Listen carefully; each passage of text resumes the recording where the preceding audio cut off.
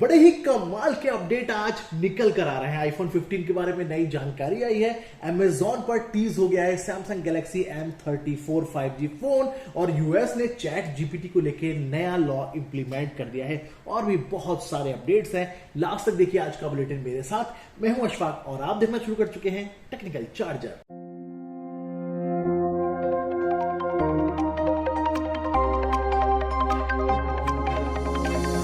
तो बुलेटिन में सबसे पहले बात करते हैं हरियाणा से आ रहा है एक नया अपडेट, जहां की सरकार ने 5G एक्सपेंशन को ध्यान में रखते हुए लॉज में अमेंडमेंट कर दिए हैं। इन नए बदलावों के बाद अब स्टेट के अंदर जो भी 5G नेटवर्क फैलाने वाली कंपनियां हैं या फिर टेलीकॉम ऑपरेटर्स हैं, वो अपने 5G नेटवर्क का विस्तार आसानी से कर सकेंगे। चाहे केबल बिछाना हो या फिर अपनी मशीन इंस्टॉल करना, सब कुछ आसान हो जाएगा और वो आसानी से किसी के प्लॉट, बिल्डिंग की छत, सरकारी बिल्डिंग हो या प्राइवेट, हर जगह आसानी से बहुत कम पेपर वर्क के साथ में वो अपने कामों को आगे बढ़ा सकेंगे। चलते हैं अगले अपडेट की तरफ। एमजी मोटर्स ने इंडिया में लीडिंग टेलीकॉम ऑपरेटर जियो के साथ में कोलैब किया है और इस कोलैब के पीछे का मकसद है कार टेक्नोलॉजी को इंडिया में इंडियंस के हिसाब से डिजाइन करना। एमजी मोटर्स आने वाले दिनों में अपनी जो इलेक्ट्रिक व्हीकल्स हैं और उनमें ऑटोमेशन जियो के साथ मिलकर लाना चाहती है। उसमें वॉइस कमांड से लेके बाकी टेक्नोलॉजी सभी कुछ शामिल है। वॉइस टेक्नोलॉजी की बात करें तो कार्स के लिए इंग्लिश को तैयार किया जा रहा है, जिससे कि यूजर्स इंग्लिश और हिंदी के कॉम्बिनेशन में कमांड दे सकें और इनपुट के साथ में आउटपुट ले सकें। बाकी काफी अच्छा है, देखते हैं दोस्तों आने वाले दिनों में इसमें क्या निकल के आता है। अगला अपडेट आ रहा है Samsung Galaxy M34 5G phone के बारे में, जो कि इंडिया में Amazon ने टीज कर दिया है। टीजर में ट्रिपल रियर कैमरा दिखाई दे रहा है, जिसमें कि 64 मेगापिक्सल का सेंसर मिलने की उम्मीद बताई जा रही है। 5000 mAh की बैटरी भी एक्सपेक्टेड की जा रही है। 6.6 इंच की full HD plus AMOLED display भी एक्सपेक्टेड है। अब दोस्तों ये तो हुए टीजर की बात, बाकी ग्रीन कलर फिलहाल टीजर में दिखाई दे रहा है। जल्दी इसकी डेट इंडिया में अनाउंस हो सकती है। अब बढ़ेंगे अगले अपडेट की तरफ, लेकिन आगे चलने से पहले दोस्तों रिक्वेस्ट है कि अगर आपने अब तक वीडियो को लाइक नहीं किया है तो फटाफट से लाइक करके इसी तरह की वीडियोस और भी देखने के लिए हमें सब्सक्राइब कर लीजिए। अगला अपडेट है ओप्पो से। ओप्पो ने पिछले महीने चाइना के अंदर रेनो 10 सीरीज लॉन्च की है। अब इसकी बारी है इंडिया में लॉन्च होने की। तो लॉन्च से पहले इन नए इंडियन वेरिएंट्स के कैमरा स्पेक्स क्या रहने वाले हैं वो कुछ टिप हो गए हैं। जैसे कि ओप्पो रेनो 10 प्रो प्लस में 64 मेगापिक्सल का प्राइमरी सेंसर मिल सकता है। इसके अलावा प्रो वर्जन में 50 मेगापिक्सल का सेंसर। इसके अलावा रेनो 10 और रेनो 10 लाइट में हमें देखने को मिल सकता है 32 मेगापिक्सल और 48 मेगापिक्सल का कैमरा सेंसर। अब दोस्तों इसमें कितनी सच्चाई है और क्या ये टीजर वाकई में रियल इंडिया में जो आने वाले फोन हैं उनकी झलकी दिखा रहा है, ये तो लॉन्च के आसपास ही कंफर्म हो पाएगा। चलते हैं अगले अपडेट की तरफ, जो कि आ रहे हैं आईफोन 15 प्रो मॉडल के बारे में। वैसे दोस्तों आईफोन ने काफी समय से अपने डिजाइन में बहुत कम बदलाव किए हैं, लेकिन ऐसा इस बार देखने को मिल रहा है कि कई सालों के बाद हमें जो म्यूट का डेडिकेटेड बटन है वो आईफोन 15 प्रो में देखने को या उसके अपर मॉडल्स में नहीं मिलेगा।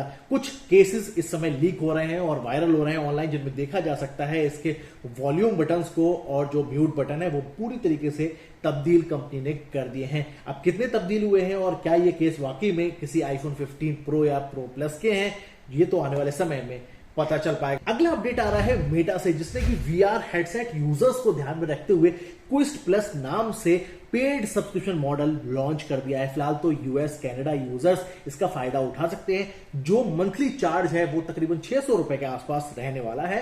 सालाना पेड करने पर 1 महीने की आपको छूट मिल सकती है। इंडियन यूजर्स के लिए अभी कितना अमाउंट रहने वाला है ये अनवील नहीं हुआ है। वैसा आपको बता दूं, जो फेसबुक यानी कि मेटा की VR हेडसेट में मोनोपोली थी उसको एप्पल ने काफी हद तक एक्वायर कर लिया है और आने वाले दिनों में और भी बड़े बड़े प्लेयर इसमें उतर सकते हैं। चलते हैं अगले अपडेट की तरफ। iQOO 11s के बारे में मैंने कल आपको बताया था कि ये फोन लॉन्च होने वाला है। अब Geekbench पर इस फोन को स्पॉट किया गया है Qualcomm Snapdragon 8 जनरेशन 2 चिपसेट के साथ में। वैसे ये उस बात को खारिज कर रहा है जो कि पहले रूमर चल रहे थे कि इसमें Qualcomm Snapdragon 8 plus generation 2 chipset हमें देखने को मिल सकता है। फिलहाल इस चिपसेट के साथ में जो Geekbench पर स्पॉट हुआ है वो है 16 GB रैम वेरिएंट और स्कोर किया है इसने सिंगल कोर में 1992 और मल्टी कोर में 5230, जो कि अपने फोन सेगमेंट में ठीक ठाक कही जा सकती है। अगला अपडेट एक नए एंट्री लेवल फोन के बारे में है। आईटेल चाइना के बाद इंडिया में A60s को लाने जा रहा है।